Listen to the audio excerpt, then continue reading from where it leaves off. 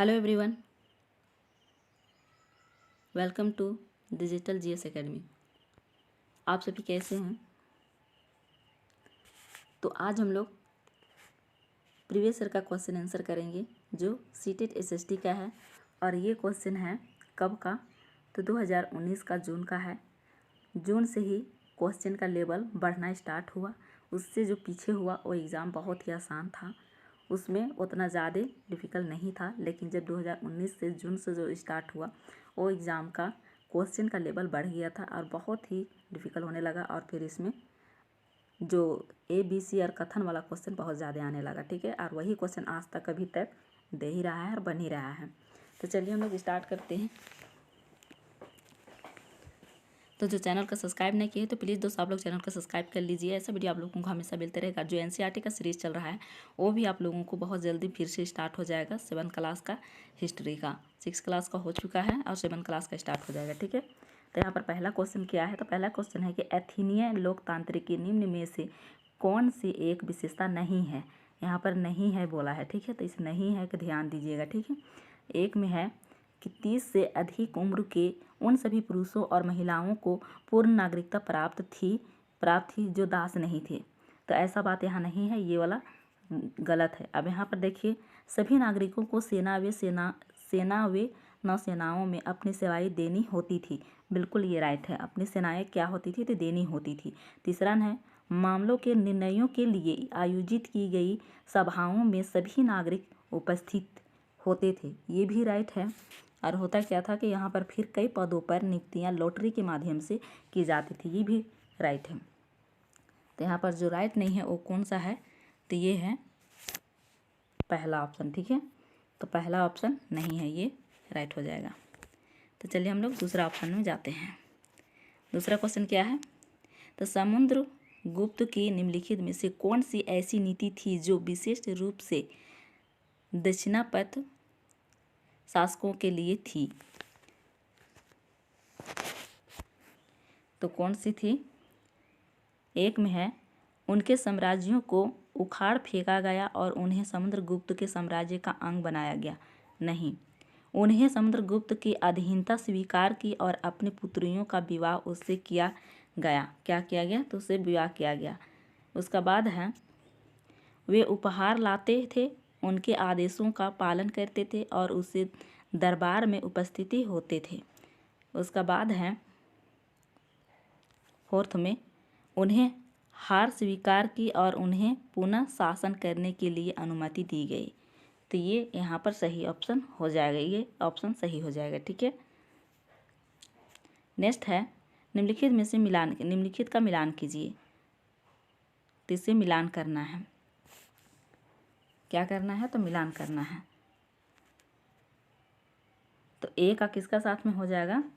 तो ए में है कि कला की वह तकनीक जो असली जैसी तस्वीरों को बनाने में सहायक थी। तो ये कौन थी सहायक? तो ये तैल चित्रकला। वह ए का किसका साथ में हो जाएगा? तो 4 के साथ में हो जाएगा। ए का किसका साथ में हो जाएगा? तो 4 के साथ में, ठीक है।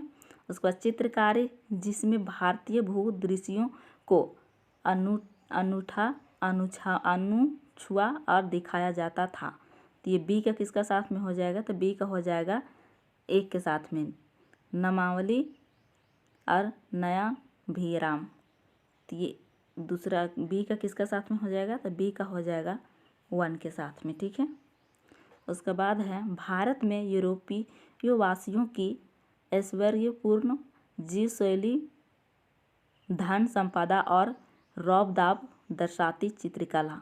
ये किसका साथ में हो जाएगा? तो ये हो जाएगा 2 के साथ में रूप चित्रण। किसका साथ में? तो 2 के साथ में। तो सी का जोड़ी किसका साथ लग जाएगा? तो ये 2 के साथ में लगेगा।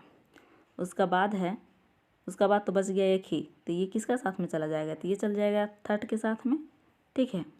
ब्रिटिश साम्राज्यवादी इतिहास और विजय दृश्यों के चित्र को चित्रित करने वाली चित्रकला। तो ये इतिहास चित्रकला में चला जाएगा, ठीक है। तो डी का जोड़ी किसका साथ लग जाएगा? तो 3 के साथ में और एक जोड़ी 4 के साथ में। तो चलिए देखते हैं एक जोड़ी 4 के साथ कहाँ है और डी की जोड़ी 3 के साथ में कहाँ है। एक जोड़ी 4 के साथ में यहाँ भर है और बाकी कहीं नहीं है। डी की जोड़ी 3 के साथ में सिर्फ यहाँ भर है और बाकी कहीं नहीं है। तो ए ऑप्शन क्या हो जाएगा? तो ए ऑप्शन राइट हो जाएगा। ठीक है। नेक्स्ट क्वेश्चन है कि 18वीं शताब्दी के अंतिम चरण में मुंबई, मद्रास और बंगाल प्रेसिडेंसी का विकास ईस्ट इंडिया कंपनी की किस व्यापारिक केंद्रों से हुआ तो किस व्यापारिक केंद्रों से हुआ? तो पहला में है सूरत, मद्रास और कलकत्ता, और दूसरा में है नागपुर, मदुरै और दिल्ली, और तीसरा में है पुणे, मद्रास और कलकत्ता, और चौथा में है सूरत और मदुरै और दिल्ली। तो बताइए इसका जो हो जाएगा वो कौन सा सही हो जाएगा? तो दोस्तों इसका जो सही हो जाएगा वो हो जाएगा सूरत, मद्रास और कोलकाता। कौन हो जाएगा? तो सूरत और मद्रास और कोलकाता हो जाएगा। ठीक है। ए ऑप्शन इसका राइट हो जाएगा। नेक्स्ट है ए और बी कथनों पर बौद्ध महायान के संदर्भ में विचार कीजिए और सही उत्तर का चयन कीजिए। एम है कि बौद्ध धर्म के इस रूप में बुद्ध की उपस्थिति कुछ एक संकेतों का उपयोग करते हुए मूर्तियों में दिखाए गए। बिल्कुल राइट है। ये क्या किए? तो दिखाए गए थे। और फिर बी में क्या है?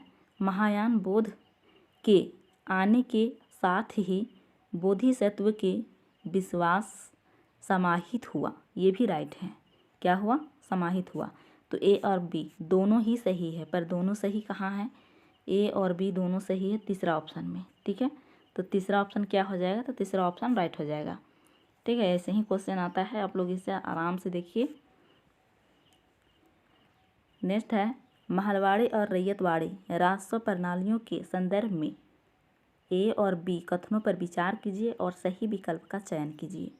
तो एक में है ए में है महलवाड़ी बंगाल प्रेसिडेंसी के उत्तर पश्चिमी प्रांतों के लिए युक्ति की, जबकि रैयतवाड़ी ब्रिटिश नियंत्रण वाले दक्षिण भारत इलाकों के लिए थी। ये भी बिल्कुल राइट है। बी में है महलवाड़ी में गांव की मुखिया पूरे गांव के संकलित राजस्व को कंपनी को अदा करता था, जबकि रैयतवाड़ी में किसानों के साथ सीधा समझौता किया जाता था। तो ये भी क्या है? तो ये भी सही है। क्या है दोस्तों? तो ये भी सही है, दोनों ही सही है। ठीक है। तो अब यहाँ पर देखिए, मान के चलिए ये एक भारत की नक्शा है। ठीक है। ये क्या है? ये भारत का नक्शा है मान लिए। और यहाँ पर जो बोला जा रहा है कि एम है कि महलवाड़ी बंगाल प्रेसिडेंसी के उत्तर पश्चिम में, तो बंगाल कहाँ है? तो यहाँ पर है। ठीक है। और उत्तर पश्चिम कहाँ है? तो यहाँ पर ही है। ठीक है। उत्तर पश्चिम प्रांतों के लिए युक्ति थी, जबकि रैयतवाड़ी क्या था? तो नियंत्रण वाले दक्षिणी भारत इलाकों के लिए थी। तो ये रैयतवाड़ी और महलवाड़ी, ये हो गया महलवाड़ी और रैयतवाड़ी यहाँ हो गया। ठीक है। दक्षिण भारत में। ठीक है। तो फिर ये कौन हुआ? तो ये अस्थाई वाला हो गया। तो इसके बारे में अभी नहीं पूछा है सिर्फ इसके बारे में और इसके बारे में। ठीक है। मतलब ये महलवाड़ी के बारे में और रैयतवाड़ी के बारे में। तो ये दोनों ये सही है। अब यहाँ पर बोला गया है कि महलवाड़ी में गांव का मुखिया पूरे गांव के संकलित राजस्व को कंपनी को अदा करता था, जबकि रैयतवाड़ी में किसानों के साथ सीधा समझौता किया जाता था। तो यहाँ जो दक्षिण भारत में था उसमें सीधे किसानों से ही ये लोग टैक्स लेते थे। ठीक है। और यहाँ पर जो था वहाँ पर एक क्या होता था? मुखिया होता था गांव के। उस मुखिया को बोला जाता था कि जितना भी ज़मींदार है उन लोगों से आप एक कर इकट्ठा करना और इकट्ठा करने के बाद ला करके हमको देना। तो ये महलवाड़ी जो होता था उसमें एक मुखिया होता था, मुखिया तहसील करके ला करके इन लोगों को देता था। ठीक है। लेकिन यहाँ पर वो लोग डायरेक्ट खुद से करते थे। ठीक है। तो ये हो गया रैयतवाड़ी और ये हो गया महलवाड़ी। ठीक है। तो यहाँ पर दोनों ही क्या है? तो दोनों ही सही है। ए और बी दोनों सही है। तो जहाँ पर ये दोनों सही होगा वही आंसर हो जाएगा। और फिर स्पष्ट भी करता है। तो देखिए यहाँ पर ए और बी दोनों सही है तीसरा ऑप्शन में। ए और बी दोनों मतलब क्या है? दोनों राज्य व्यवस्था के बीच अंतर को सही स्पष्ट भी करता है। तो ये तीसरा ऑप्शन क्या हो जाएगा? तो तीसरा ऑप्शन राइट हो जाएगा। ठीक है। अब चलते हैं हम लोग नेक्स्ट क्वेश्चन में। नेक्स्ट क्वेश्चन है कि सूफी संत के मकबरे को जाना जाता है। सूफी संत के जो मकबरे होते हैं उसको किस नाम से जाना जाता है? तो एक में है खानगाह, दूसरा में है ईदगाह, तीसरा में है गुलफरोशा और चौथा में है दरगाह। तो बताइए इसका सही आंसर क्या हो जाएगा। तो जो यहाँ पर मकबरे होते हैं, जो आदमी को दफन किया जाता है, उसे किस नाम से जाना जाता था, तो उसको जाना जाता था दरगाह के नाम से। तो चौथा ऑप्शन क्या हो जाएगा, तो राइट हो जाएगा। ठीक है, नेक्स्ट है विशिष्ट द्वैत का सिद्धांत 11वीं शताब्दी में प्रस्तावित किया गया। एक में है रामानुज द्वारा, बी में है बासवाना द्वारा, और 3 में है एकनाथ द्वारा, और 4th में है सखुबाई द्वारा। तो बताइए इसका जो सही आंसर हो जाएगा वो क्या हो जाएगा। तो दोस्तों ये हो जाएगा रामानुज द्वारा, ए ऑप्शन इसका राइट हो जाएगा। ठीक है,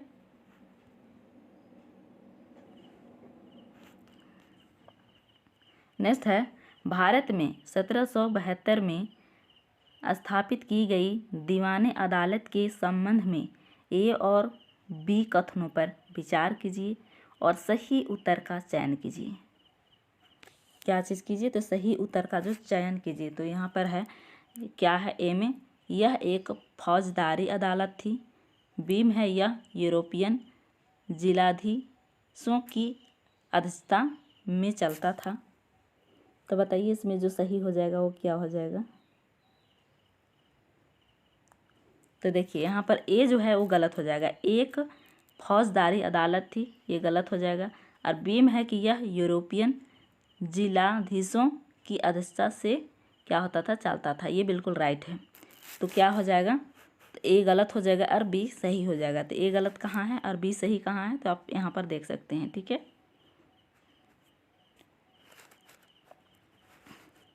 तो इसका राइट आंसर हो जाएगा 2 ऑप्शन।